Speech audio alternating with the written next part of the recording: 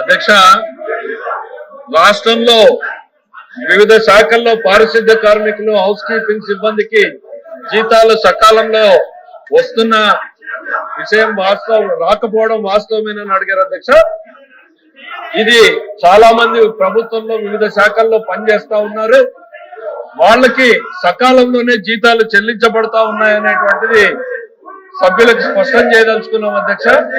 కాకపోతే గత 5 ఏళ్ల కాలంలో అనేక సార్లు చిన్న స్థాయి ఉద్యోగులైనటువంటి ఈ పారిశుద్ధ్య కార్మికులకు జీతాలు ఇవ్వడంలో అనేక ఇబ్బందులు తలెత్తినటువంటి విషయం ప్రభుత్వం లోతుగా పరిశీలించిన తర్వాత అర్థమైంది అధ్యక్ష.